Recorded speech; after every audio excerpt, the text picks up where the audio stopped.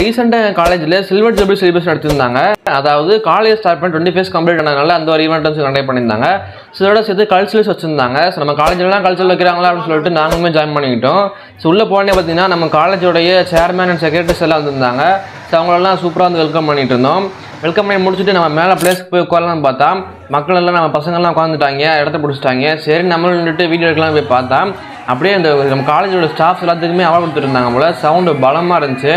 So அதை முடிக்கிறதுக்கே பார்த்தீங்கன்னா மதியானம் ஆயிடுச்சு அப்படின்றனால நாங்கள் வந்து சீக்கிரம் சாப்பிட வந்துட்டோம். சாப்பாடு புஃபே சிஸ்டம் தான் போட்டிருந்தாங்க. ஸோ அதில் ஒவ்வொரு வெரைட்டியான சாப்பாடுலாம் வச்சுருந்தாங்க. நல்லாவே டேஸ்ட்டாகவே இருந்துச்சு.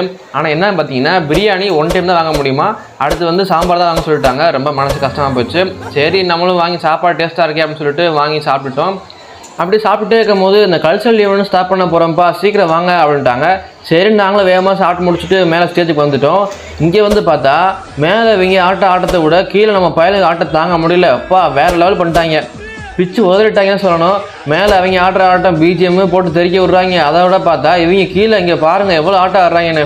இவங்களே கண்ட்ரோல் பண்ணுறதுக்குள்ளேயும் எங்கள் ஸ்டாஃப்ஸ் படுற பாட்டு இருக்கே, கவனிக்க விடுங்கடா, பெர்ஃபார்மன்ஸ் பண்ணுறதை பார்க்க விடுங்கடா அப்படின்னா கேட்கவே மாட்டாங்க இவங்க எவனுமே. ஸோ ஒரு வழியாக நானும் என் ஃப்ரெண்டு வந்து நேம் கொடுத்துருந்தோம் பாட்டு பாடுறதுக்கு. ரஜினிகாந்த் நடிச்ச ஒரு படத்தில் வந்து சூப்பராக பாட்டு பாடிட்டு இருந்தோம்.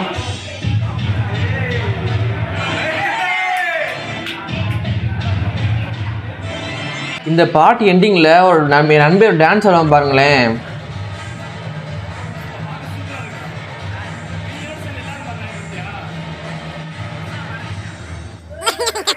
இது முடிச்சோடனே அடுத்து நாங்கள் பசங்க ஒரு 8 பேர் சேர்ந்து அக்ரிகல்ச்சர் ரிலேட்டடாக மைம் வந்து பண்ணியிருந்தோம். இதில் வந்து இந்த மங்காத்தா பிஜிஎம் 1001 பிஜிஎம்லாம் ஆட் பண்ணியிருந்தோமா. ஸோ அதுக்காகவே சவுண்டு பிச்சு விட்டாங்க.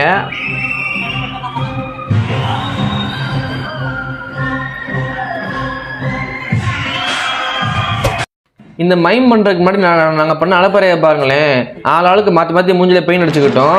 இங்கே திரும்பி பார்த்தா இவன் ஒருத்தவே ஏதோ பார்பர் கடையில் சேவிங் பண்ண உட்காந்த மாதிரி உட்காந்துருக்கான். என்னடா உட்காந்துருன்னு கேட்டதுக்கு ஆமாண்டா ட்ரெஸ் எல்லாம் பட்டுரும்ல அப்படின்ட்டுனா. இந்த காலேஜ் வந்து 20 இயர்ஸ் கம்ப்ளீட் ஆனதுனால நம்ம சேர்மன் சாருக்காக வீடியோ மேப்பை கொடுங்க கேட்டிருந்தாங்க. ஸோ அந்த வீடியோ மேப்பை கொடுத்தனால பார்த்தீங்கன்னா நமக்கு வந்து பார்த்தீங்கன்னா சர்டிஃபிகேட் அண்ட் கேஷ் ப்ரைஸ் கொடுத்துருந்தாங்க. ரொம்ப தேங்க்யூ சார்.